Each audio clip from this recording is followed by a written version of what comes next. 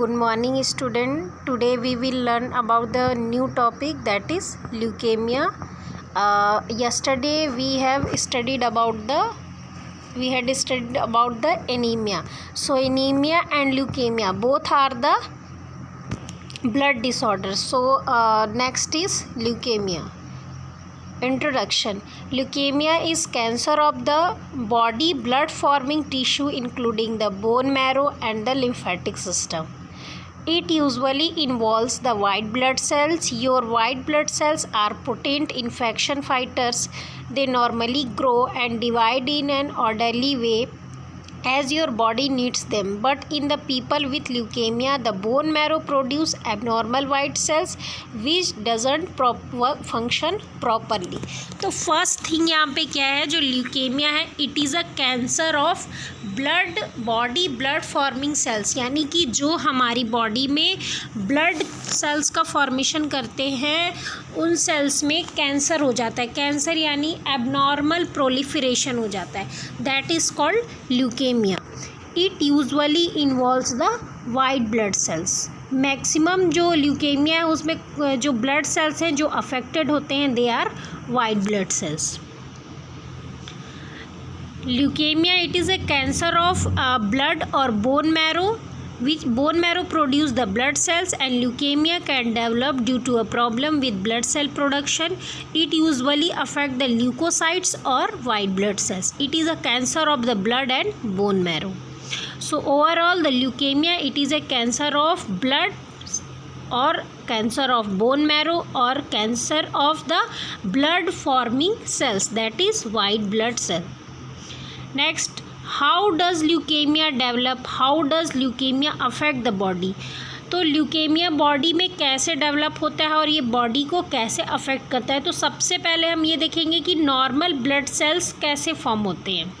Leukaemia begins in the developing blood cells in the bone marrow. Leukaemia हमेशा कहाँ पे develop होता है? बोन मैरो में. क्यों? क्योंकि बोन मैरो ही है जो कि ब्लड सेल्स को बनाते हैं. फिर चाहे वो रेड ब्लड सेल्स हो या वाइट ब्लड सेल्स हो या फिर प्लेटलेट्स हो, all these 3 types of cells are produced by the bone marrow.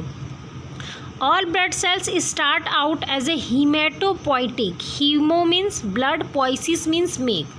So all the blood cells are start out as hematopoietic stem cells. The stem cells undergo the multiple stages of development until they reach their adult form. तो overall क्या होता है, हमारे bone marrow में जो stem cells होते हैं, stem cells, stem का मतलब होता है तना. जैसे कि किसी भी पौधे का एक तना होता है ना, स्टेम होता है, तो सेम ऐसे यहाँ पे भी बोन मैरो में स्टेम सेल होते हैं. और वो स्टेम सेल क्या करते हैं, हमारी बॉडी में जो ब्लड के जो सेल्स हैं, red blood sales, white blood cells and platelets, तीनों को ये फॉर्म करते हैं. लेकिन स्टेम सेल से ब्लड सेल्स बनने के बीच में बहुत सारे स्टेजेस होते हैं जिसको कि हम कह सकते हैं स्टेजेस ऑफ डेवलपमेंट. तो डायरेक्टली तुरंत ब्लड सेल्स मैच्योर नहीं होते, स्टेप बाय स्टेप उनका डेवलपमेंट होता है and they become mature. First blood stem cell develop into either myeloid cell और लिम्फॉइड सेल. सबसे स्टार्टिंग में ब्लड सेल क्या है, टू टाइप्स के सेल में डेवलप होते हैं, आइदर माइलॉइड सेल्स और लिम्फॉइड सेल्स. ये हम नॉर्मल सेल की बात कर रहे हैं.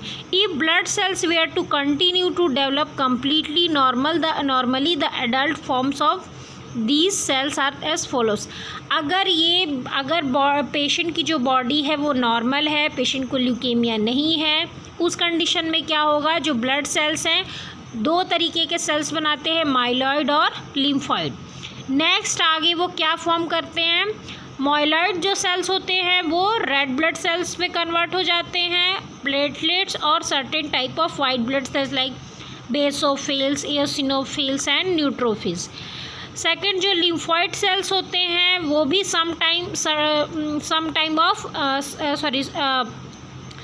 it also develop in certain types of white blood cells like lymphocytes and natural killer cells. तो ओवरऑल क्या है, बॉडी में नॉर्मली ब्लड सेल्स 2 सेल्स के फॉर्म में डेवलप होता है, माइलॉइड और लिम्फॉइड। माइलॉइड सेल्स है आगे वो red blood cells, platelets, basophils, eosinophils और न्यूट्रोफिल्स में कन्वर्ट होते हैं, और lymphoid cells white blood cells के other type like lymphocytes and natural killer cells में कन्वर्ट हो जाते हैं। So these are the type. Here you can see in this picture, this is the bone marrow and this is hematopoietic cell, and further it is divided into 2 types of cell. First one is myeloid and second one is lymphoid. This is the normal growth of myeloid cell and this is the abnormal growth of this is the abnormal growth of myeloid, that is myeloid white blood cells, and this is the abnormal growth of lymphoid white blood cells. यहाँ पे आप देख सकते हैं कि जो myeloid sales है और लिम्फॉइड सेल्स है दोनों ही वाइट ब्लड सेल्स का थोड़ा थोड़ा पार्ट बनाते हैं ना। तो यहाँ पे दोनों में क्या हो रही है, प्रॉब्लम हो रही है, दोनों में एबनॉर्मल ग्रोथ हो रहा है, माइलॉइड में भी और लिम्फॉइड में भी। अगर माइलॉइड सेल से रिलेटेड प्रॉब्लम हो रहा है तो that is myeloid leukaemia, and अगर लिम्फॉइड सेल से रिलेटेड प्रॉब्लम हो रहा है that is called lymphoid leukaemia. So the classification, the first type of classification is by how fast the leukemia progress. Firstly हम इस बेस पे इसको classify करते हैं कि ल्यूकेमिया कितना फास्टली ग्रो हो रहा है. सो first one is acute. Acute के बारे में जैसे मैंने बताया, एक्यूट जब भी हम वर्ड किसी भी डिसीज़ के लिए, किसी भी सिचुएशन, किसी भी फेज़ के लिए यूज़ करते हैं, एक्यूट का मतलब होता है sudden and for a short period. Second अगर हम क्रोनिक यूज़ करते हैं वो सडन नहीं होता है, स्लोली प्रोग्रेस होता है उसमें और वो काफ़ी लॉन्ग ड्यूरेशन के लिए होता है. So here the first is acute leukaemia. In acute leukemia, the abnormal blood cells are immature blood cells and they can't out their normal function and they then multiply rapidly, so the disease worsen quickly and it require aggressive timely treatment. Acute leukemia में क्या होता है, जो abnormal blood cells है वो immature होते हैं और वो अपना प्रॉपर जो नॉर्मल फंक्शन है वो नहीं कर पाते, साथ ही साथ वो मल्टीपल टाइम्स बहुत ही फास्टली ग्रो करते हैं. कैंसर का मतलब क्या होता है, abnormal increase in number of size, number of cell. तो प्रोलिफरेशन होता है यहाँ पे एबनॉर्मल प्रोलिफरेशन, यानी कि सेल्स बहुत ज़्यादा अमाउंट में, एक्सेस अमाउंट में बॉडी में फॉर्म होने लगते हैं. कैंसर हमारी बॉडी में कब होता है, जब हमारी बॉडी के सेल्स एक्सेस अमाउंट में ग्रो कर जाते हैं, that is abnormal growth of cells. तो यहाँ पे एबनॉर्मल ग्रोथ किसका हो रहा है, इमेच्योर ब्लड सेल्स का, that is white blood cell. Next one is chronic leukaemia. There are many types of chronic leukemia. Some produce too many cells and some produce too few cells to be produced. Chronic leukaemia में क्या होता है, बहुत ज़्यादा production होता है, बहुत ज़्यादा सेल्स का, या फिर बहुत कम प्रोडक्शन होता है. It involves more mature blood cells. अगर हम एक्यूट ल्यूकेमिया को देखते हैं तो उसमें मेच्योर ब्लड सेल बिल्कुल नहीं होंगे, मैक्सिमम उसमें इमेच्योर ब्लड सेल्स होते हैं. लेकिन अगर हम क्रॉनिक ल्यूकेमिया में देखते हैं तो उसमें आपको मेच्योर ब्लड सेल्स मिलेंगे. These blood cells replicate or accumulate more slowly and can function normally for a period of time. इसमें क्या है, स्लोली प्रोग्रेस हो रहा है, इसलिए इसमें धीरे धीरे मल्टीप्लाई हो रहे हैं, धीरे धीरे सेल्स का नंबर बढ़ रहा है, इसलिए आपको एक लिमिटेड पीरियड ऑफ टाइम तक सेल्स के फंक्शंस नॉर्मल मिलेंगे. Some forms of chronic leukemia initially produce no early symptoms and can go unnoticed or underdiagnosed for few years. इसमें क्या होता है, क्रॉनिक टाइप में बहुत ही स्लोली प्रोग्रेस होता है और हमको बॉडी में मैक्सिमम जो चांसेस हैं सिम्टम्स, हमको अर्ली सिम्टम्स नहीं मिलते और ये काफ़ी कुछ सालों बाद ये डायग्नोस्ड होता है, तब तक हमें पता नहीं चलेगा कि पेशेंट को ल्यूकेमिया है. The second type of classification is by the type of blood cell affected. अब पहला क्लासिफिकेशन जैसे मैंने बताया अकॉर्डिंग टू प्रोग्रेस, यानी कि बहुत फास्ट प्रोग्रेस हो रहा है तो एक्यूट ल्यूकेमिया, स्लो प्रोग्रेशन है that is chronic leukaemia. Next है according to type of blood cells affected. जैसे कि मैंने क्या बताया था, अगर जो नॉर्मली ब्लड सेल्स है 2 टाइप्स के सेल बनाते हैं, लिम्फॉइड एंड माइलॉइड। अगर लिम्फोइड टिश्यू में के डेवलपमेंट में प्रॉब्लम है that is called lymphocytic leukaemia. अगर माइलॉइड टिश्यू में प्रॉब्लम है तो माइलोजीनस ल्यूकेमिया। अनदर क्लासिफिकेशन, अब माइलोजीनस और जो लिम्फोसाइटिक है उसको भी हमने एक्यूट और क्रॉनिक में डिवाइड किया है। तो माइलोजीनस जैसे कि माइलॉइड सेल से रिलेटेड प्रॉब्लम है तो माइलोजीनस ल्यूकेमिया, तो इसको भी हमने एक्यूट माइलोजीनस और क्रॉनिक माइलोजीनस में कन्वर्ट किया है, डिवाइड किया है। नेक्स्ट क्या है, लिम्फॉइड ल्यूकेमिया जो हमने पढ़ा। अगर लिम्फॉइड सेल्स में प्रॉब्लम हो रहा है तो लिम्फॉइड ल्यूकेमिया को भी हमने, लिम्फोसाइटिक ल्यूकेमिया को भी हमने दो पार्ट में डिवाइड किया है, एक्यूट लिम्फोसाइटिक और chronic lymphocytic. So first one is acute myelogenous leukemia. It is a common type of leukemia. It occurs in children and adults and it is the most common type of acute leukemia. तो पहले एक चीज़ मैं फिर से मैं आपको बता रही हूँ, ल्यूकेमिया दो टाइप का होता है। अगर हम प्रोग्रेशन के बेस पे देखें, एक्यूट और क्रॉनिक। एक्यूट यानी कि शॉर्ट टर्म होता है, बहुत फास्ट उसका प्रोग्रेस होता है। जो क्रॉनिक होता है उसका प्रोग्रेशन बहुत ही स्लो होता है। दूसरा, अगर हम according to type of blood cells देखें कि तो अगर नॉर्मली हम बात करते हैं तो ब्लड सेल्स टू फॉर्म में कन्वर्ट होता है, माइलॉइड और लिम्फॉइड। तो अगर माइलॉइड सेल्स में अगर एबनॉर्मल ग्रोथ हो रहा है that is called myelogenous leukaemia, and अगर लिम्फॉइड टिश्यू में एबनॉर्मल ग्रोथ हो रहा है that is called lymphocytic leukaemia. Further फिर से हमने माइलोजीनस ल्यूकेमिया और लिम्फोसाइटिक ल्यूकेमिया दोनों को हमने एक्यूट में और क्रॉनिक में डिवाइड किया है। तो यहाँ पे लिम्फोसाइटिक ल्यूकेमिया के भी दो ग्रुप हैं, एक्यूट और क्रॉनिक, और माइलोसाइटिक ल्यूकेमिया के भी दो ग्रुप हैं, एक्यूट और chronic. So age of onset is before 14 years of as.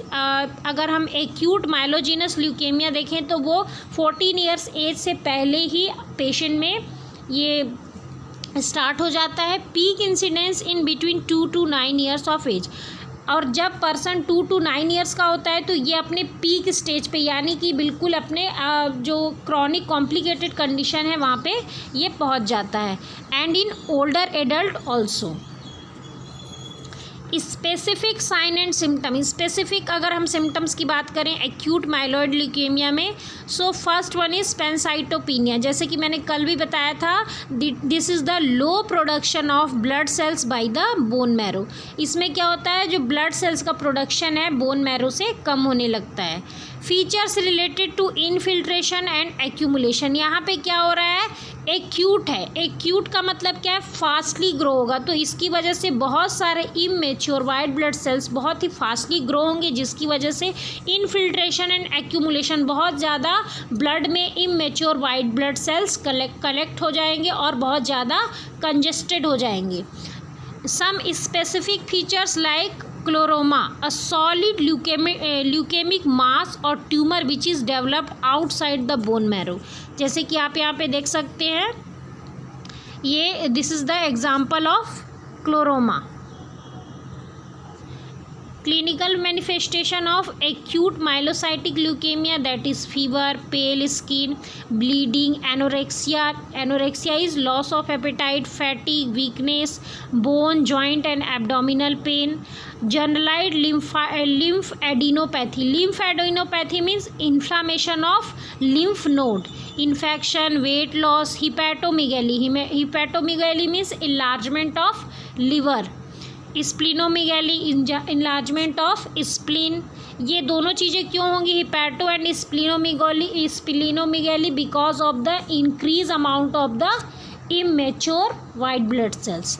Headache, mouth sores, increased intracranial pressure which cause nausea, vomiting, lethargy means थकान, सुस्ती, cranial nerve dysfunction. These all are the clinical manifestation of acute myelocytic leukemia.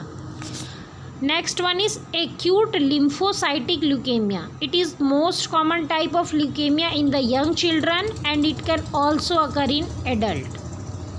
Age of onset is often abrupt and dramatic. a patient may have serious infection and abnormal bleeding from the onset of disease. इसमें क्या है, patient को जब से ये start होगा ये acute lymphocytic leukaemia, patient को लगातार सीरियस इन्फेक्शन होते रहेंगे बॉडी में और एबनॉर्मल उसको बॉडी में कहीं पे भी ब्लीडिंग होगी. Increase in incidence with advancing age, patient का एज जैसे होता जाएगा, जैसे जैसे like between 60 to 70 years means in old age ये बहुत ज़्यादा सीरियस और कॉम्प्लिकेटेड हो जाएगा. The clinical manifestations are external tenderness that cause chest pain in patient. Next one is gingival hyperplasia. This is the overgrowth of the gums around the teeth. Next one is minimal hepatosplenomegaly, lymphoidoadenopathy. ये सारी चीज़ें भी रहेंगी. Lymph node enlarge हो जाएंगे, spleen enlarge हो जाएगा और साथ ही साथ लीवर में भी इनलार्जमेंट होगा. लेकिन ये as compare to acute myelocytic leukaemia के कंपैरिजन में इसमें स्प्लीन में, लिम्फ में और लीवर में इनलार्जमेंट कम होगा. Weakness, headache, mouth sore, fatigue, anaemia, bleeding, fever, infection, all the other clinical features are same like the AML. Next one is chronic lymphocytic leukemia. It is the most common chronic adult leukemia. It may feel well for years without needing treatment. जो patient chronic lymphocytic leukaemia वाले होते हैं उसमें patient maximum जब तक diagnose नहीं हो जाते वो आपको नॉर्मली वेल दिखाई देंगे और उनको किसी भी तरह की ट्रीटमेंट की ज़रूरत नहीं होगी. Because there is slow progression of the abnormal growth of the immature blood cells. Onset is 50 to 70 years of age. No symptoms. Frequently आपको जल्दी पेशेंट में सिम्टम्स नहीं दिखाई देंगे. It is often detected during the examination of unrelated condition, chronic fatigue, anorexia.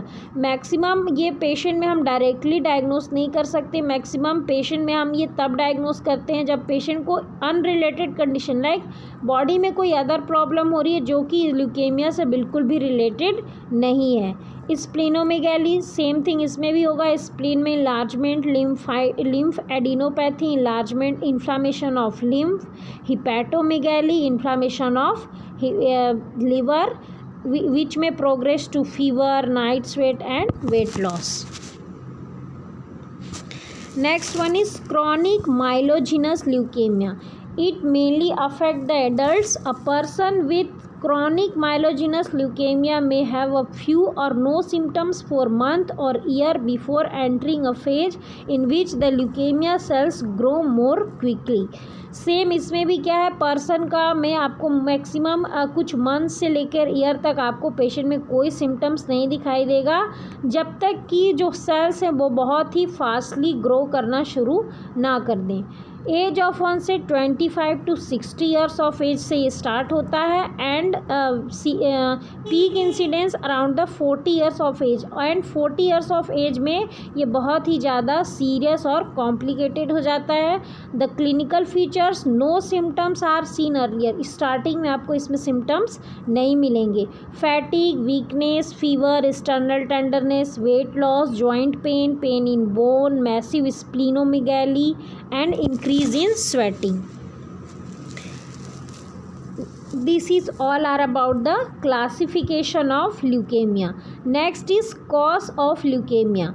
First one is chemotherapy. People who receive chemotherapy treatment for a previous cancer like if patient having bone cancer or any type of or having some another type of bone cancer and receiving a chemotherapy treatment, so there is a higher chance for developing the leukemia in later.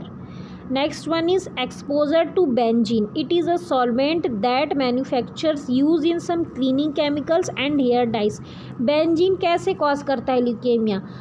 Normally किसी भी, जैसे मैंने कल बताया था, किसी भी body में किसी भी फंक्शन को परफॉर्म करने के लिए, किसी भी चीज़ को परफॉर्म करने के लिए डीएनए से कोडिंग होती है, जिससे कमांड मिलता है सेल्स को और वो उसके अकॉर्डिंग वर्क करते हैं। लेकिन अगर डीएनए में गलत कोडिंग हो रही है, दैट इज़ जेनेटिक म्यूटेशन, यानी कि एबनॉर्मल, यानी कि गलत कोडिंग हो रही है, एबनॉर्मल डीएनए में एबनॉर्मल जो है वो म्यूटेशन हो रहा है, यानी कि एबनॉर्मल जेनेटिक म्यूटेशन हो रहा है। तो इसकी वजह से क्या होता है, जो बेंजीन है वो क्या कॉज करता है, डीएनए को म्यूटेट करता है, यानी कि हमारे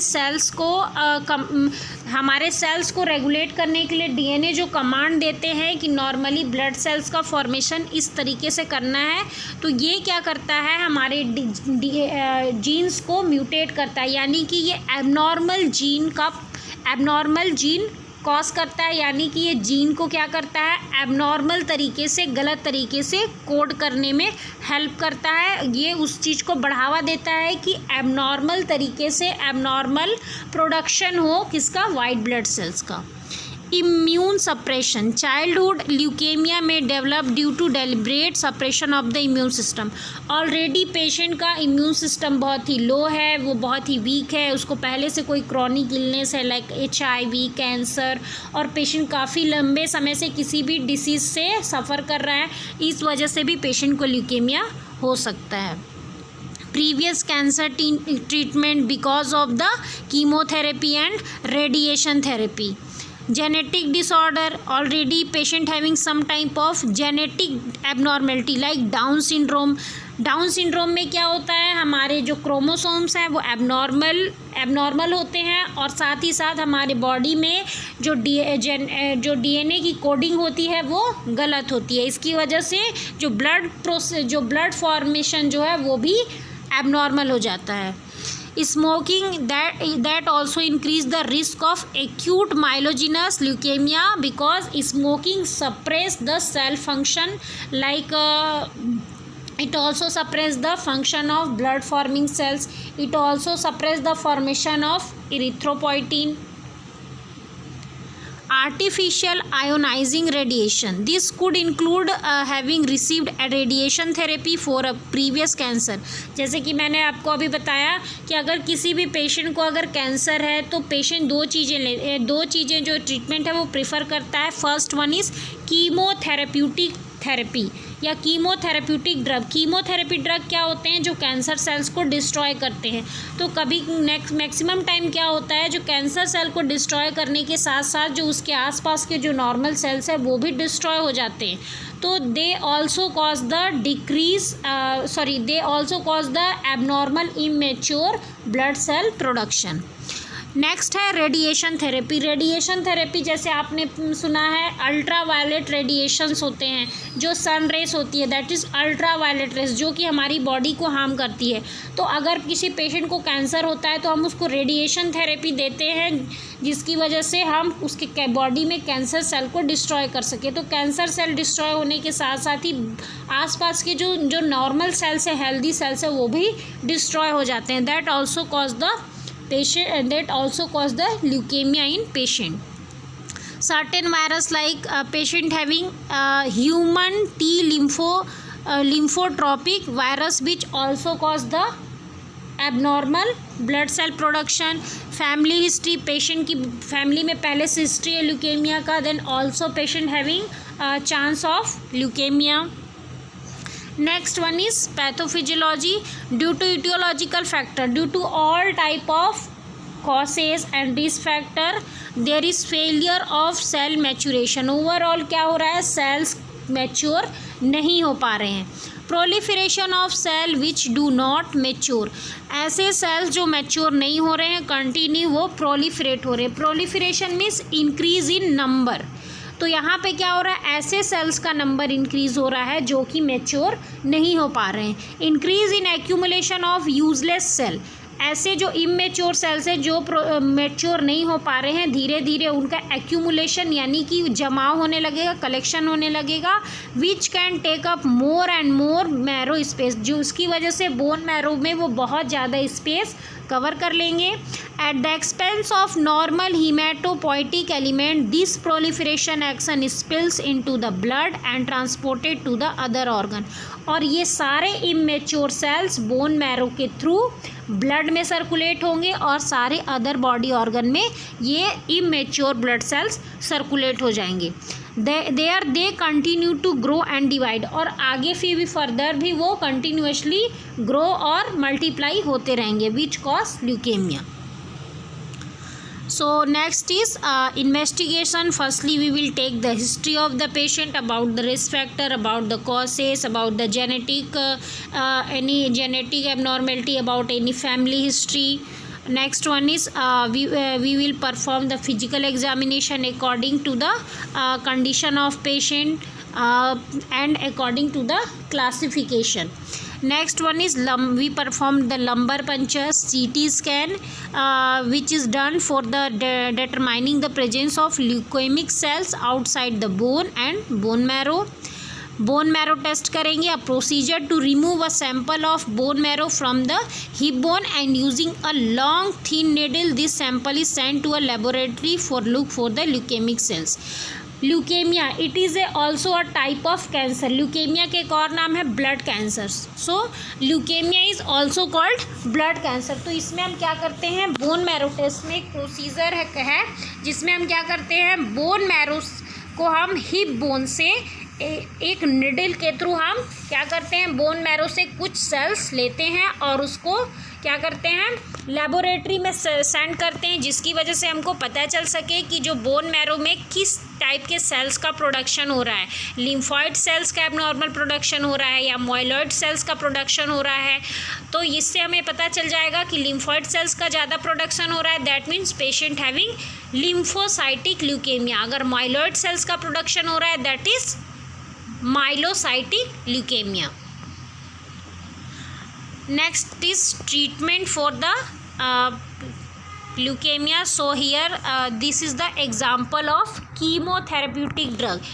कीमोथेरेपी जो ड्रग होते हैं वो हम कैंसर के लिए यूज़ करते हैं। So leukaemia is also a type of cancer that is blood cancer.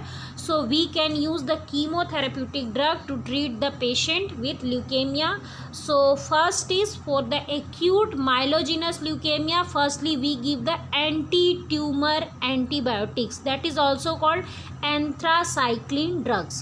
For example, daunorubicin, doxorubicin, adorbicin and metozentron. Next one is podophyllotoxin, example is etoposide. ये सब नाम आपको पूरे याद करने पड़ेंगे. Retinoid, example is tretinoin. Next one is anti metabolite like cytarabine and six thioguanine. So these are the medical management or chemotherapeutic drug for the acute myelogenous leukemia. Next, for the acute lymphocytic leukemia, the chemotherapeutic drug first is alkaline agent, that is cyclophosphamide. Next one is anti-tumor antibiotics that are same like acute myelogenous leukemia.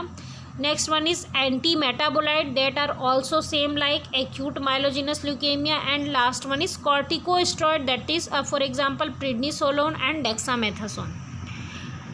Another medical management for acute lymphocytic leukemia, mitotic inhibitor like vincristine, biologic targeted therapy like destinib, miscellaneous other drugs like L-aspergillus. Next one is other therapy like cranial radiation therapy, intrathecal methotrexate or cytarabine. These all are the medical management for other medical management for the acute lymphocytic leukemia. Next, chemotherapeutic drug for the chronic myelogenous leukemia. So first one is we provide the targeted therapy like imatinib and destinib. And next one is miscellaneous like hydroxyurea. Combination of chemotherapy including any of 2-3 drug को हम chemotherapy drug को हम combine करके भी patient को दे सकते हैं like cytarabine, thioguanine, daunorubicin, methotrexate, prednisone, vincristine. These all are the combination therapy neck of chemotherapeutic drug. And last one is the L. asparaginase, carmustine and 6 metacarpitopurine. Next one is chemotherapy drug for the chronic lymphocytic leukemia, that is first one is alkylating agent, that is example is chlorambucil, cyclophosphamide. Next one is antimetabolite fludarabine, corticosteroid example prednisone. Biologic target therapy, that is rituximab and other miscellaneous like pentostatin. So overall treatment for the patient with leukemia, that is chemotherapy. सबसे पहले हमको patient को chemotherapy देना है. Under this we will provide the chemotherapeutic drug according to the type of leukemia. Depending on the type of leukemia, we will give the patient to a single chemotherapeutic drug or a combination of drug. Next one is biological therapy. It works by using the treatment which help your immune system recognize and attack the leukemia cells. Next one is targeted therapy. Targeted therapy में हम क्या करते हैं, use the drug which attack specific vulnerability within the cancer cells. For example like imatinib, it stop the action of a protein within the leukaemia cells of people with chronic myelogenous leukaemia. This can help to control the disease. अभी हमने बहुत सारे medical management जो हमने previous slide में देखा उसमें सभी में टारगेटेड थेरेपी लिखी हुई थी.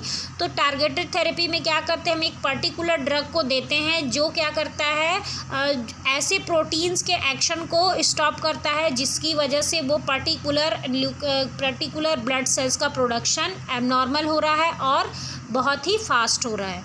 Radiation therapy. Next one is interferon therapy. It slowly and eventually stop the development of and spread of the leukaemia cells. And most important, that is stem cell transplant or bone marrow transplantation, a procedure to replace the deceased bone marrow with healthy bone marrow. इसमें हम क्या करते हैं, जो bone marrow है उसको हम replace करते हैं, ट्रांसप्लांट करते हैं. Before a stem cell transplant you receive high dose of chemotherapy and radiation therapy to destroy the diseased bone marrow. Bone marrow को रिप्लेस ट्रांसप्लांट करने से पहले हम जो डिसीज्ड बोन मैरो है, जो बोन मैरो डैमेज हो गया है, उसको हम कीमोथेरेपी और रेडिएशन थेरेपी के हाई डोजेस दे के उसको बिल्कुल डिस्ट्रॉय कर देते हैं. Then receive an infusion of blood forming stem cell. उसके बाद हम बॉडी में क्या करते हैं, ब्लड फॉर्मिंग जो ब्लड सेल्स को फॉर्म करते हैं उनका इन्फ्यूज़न यानी कि उनको जैसे आईवी इन्फ्यूज़न होता है, पेशेंट को हम आईवी फ्लूइड देते हैं, तो वैसे ही यहाँ पे ब्लड फॉर्मिंग स्टेम सेल्स को पेशेंट की बॉडी में इन्फ्यूज़ किया जाता है, एडमिनिस्टर किया जाता है to rebuild the bone marrow. You may receive the stem cells from a donor or in some cases may able to use or own stem cells. A stem cell transplant is very similar to a bone marrow transplant. इसमें क्या होता है कि जो stem cell जो transplant होते हैं, stem cells क्या होते हैं, ब्लड सेल्स को प्रोड्यूस करते हैं. तो स्टेम सेल्स हम अदर से भी ले सकते हैं लाइक डोनर, और समटाइम्स सेल्फ की बॉडी से भी हम स्टेम सेल ट्रांसप्लांट कर सकते हैं. Stem cell transplantation for acute myelogenous leukaemia, that is autologous and allogeneic. So autologous का मतलब होता है सेल ऑब्टेन फ्रॉम सेल्फ, यानी कि हम अपनी बॉडी से ही सेल ले रहे हैं. एलोजेनिक मतलब कि हम क्या कर रहे हैं, किसी अदर पर्सन से ले रहे हैं, दैट इज एलोजेनिक. ऑटोलोगस मतलब सेम की बॉडी से ले रहे हैं. For acute lymphocytic, allogenic, hematopoietic stem cell transplant. For chronic hematopoietic stem cell transplant. Next one is for chronic lymphocytic leukemia, allogenic hematopoietic stem cell transplant. Allogenic means other से लेना है, other से लेते हैं हम, इसमें स्टेम सेल का transplantation किसी दूसरे पर्सन के से लेते हैं. और ऑटोलॉगस में हमारी खुद की बॉडी के सेल्स, उसमें स्टेम सेल्स होते हैं जिसको कि हम जहाँ पे डिसीज्ड बोन मैरो है वहाँ पे रिप्लेस करते हैं. Nursing diagnosis: risk for bleeding related to disease condition, risk for infection related to disease condition, pain and discomfort related to leukocyte infiltration of systematic tissue, fever and infection, altered nutrition less than body requirement related to anorexia and pain and mucositis, a disturbance in body image related to changes in appearance, function and roles. यहाँ पे एक चीज़ है risk of bleeding related to disease condition. तो यहाँ पे आप disease condition नहीं लिखेंगे, यहाँ पे क्या लिख सकते हैं आप, risk for bleeding related to pancytopenia. Pancytopenia means low production of blood cell. Next one is risk for infection related to disease condition. तो सेम थिंग यहाँ पे भी आप लिख सकते हैं, risk of infection related to immature white blood cell production. Next one is nursing management. The nursing role during the acute phase of leukemia is extremely challenging because the patient have many physical and psychological needs. जब acute phase होता है उस समय जो blood sales है rapidly fast grow करते हैं और पेशेंट में हमको बहुत सारे सिम्टम्स दिखाई देंगे. तो ये जो है यहाँ पे जो नर्सेस का रोल होता है काफ़ी चैलेंजिंग होता है और यहाँ पे हमको बहुत सारी चीज़ें हैं वो मैनेज करनी पड़ती है related to physical and psychological needs. The family also needs help in adjusting to the stress of the onset of serious illness, and the nurse is an important in helping the patient and family understand the complication of treatment decision and manage the side effect of the medication, and to give the patient knowledge about the disease and treatment. So first to prevent the bleeding, सबसे पहले हमको patient की body में bleeding हो रही है उसको हमको प्रिवेंट करना है. Assess the thrombocytopenia. Thrombocytopenia it is decrease production of platelet. Second one is granulocytopenia. It is decrease granulocyte. Granulocyte it is a type of white blood cells. And anaemia decrease red blood cell production. ये तीनों चीज़ें हमको assess करनी है. Second, report any case of petechiae. Petechiae it is a rounded brown purple spot due to the red bleeding under the skin. कभी कभी क्या होता है हमारी स्किन के पास बहुत सारे रेड छोटे छोटे डॉट्स दिखते हैं. In the patient with leukaemia this is because of the bleeding under the skin, that is called petechiae. Next one is melena, that is dark stool because of the increased bleeding in the body, which cause increased amount of blood in the stool. Next one is hematuria. Bleeding comes in the urine. Nosebleed. Avoid trauma or injection. Use small gauze needle when analgesic administered parenterally and apply pressure after injection to avoid the bleeding. Use acetaminophen instead of aspirin for the analgesic. यानी कि pen के लिए हमको aspirin की जगह acetaminophen हमको patient को देना है. Give prescribed hormonal therapy to prevent the menses को हमको प्रिवेंट करने के लिए पेशेंट को हार्मोनल थेरेपी देना है क्योंकि ऑलरेडी पेशेंट की बॉडी में बहुत ज़्यादा ब्लीडिंग हो रही है. Manage haemorrhage with bed rest and transfuse the red blood cells and platelets as order. Prevent the infection. Assess the temperature elevation. Patient की बॉडी में टेम्परेचर उसका एलिवेट हो रहा है क्या, ये हमको चेक करना है. Flushed appearance. फ्लश्ड अपीयरेंस मतलब कि जिसमें कि पिंक्स हो जाते हैं. जैसे कि हम बहुत ज़्यादा एक्सरसाइज करते हैं तो हमारा फेस फ्लश करता है यानी कि ग्लो करता है. So patient face looking like flushed. Next one is chills. Tachycardia. Tachycardia that is increase heart rate and appearance white. Patches in mouth. Observe for redness, swelling, heat or pain in eyes, ears, throat, skin, joint, abdomen, rectal and perineal area. यहाँ सभी पे हमको redness देखना है, swelling देखना है. Swelling तो नहीं है या फिर बहुत ही ज़्यादा वहाँ का जो टेम्परेचर है बहुत ज़्यादा हॉट तो नहीं है. Assess for the cough, changing pain and comfort in sputum का कलर भी चेक करना है. Give oral frequent care. Wear sterile glove to start the infusion because here the patient get higher chance for getting the infection. Provide daily IV site care. जो भी हम IV infusion कर रहे हैं तो हमको डेली वहाँ पे केयर प्रोवाइड करना है, देखना है किसी भी तरह का वहाँ पे रेडनेस स्वेलिंग तो नहीं हुआ है। Observe for sign of infection, ensure normal elimination, avoid the rectal thermometer enema and rectal trauma. Avoid catheterization, catheter patient को लगाने के लिए अवॉइड करना है, कैथेटराइज जहाँ तक हो सके हमको नहीं करना है पेशेंट को। Easing the pain and discomfort, to provide the analgesic, use acetaminophen, sponge the patient with cool water for fever, avoid cooled water and ice pack, provide oral care for stomatitis. Stomatitis, that is painful swelling and sore inside the mouth. Listen actively and during the pain. जब patient को बहुत pen हो रहा है तो आपको उसको actively listen करना है, उसकी बात सुननी है कि उसको कहाँ पे पेन हो रहा है, उसकी जो पेन की इंटेंसिटी है वो कितनी है। Maintaining adequate nutrition, for this give the oral frequent care of hygiene, encourage the adequate nutritional by careful timing of chemotherapeutic use of antibiotic.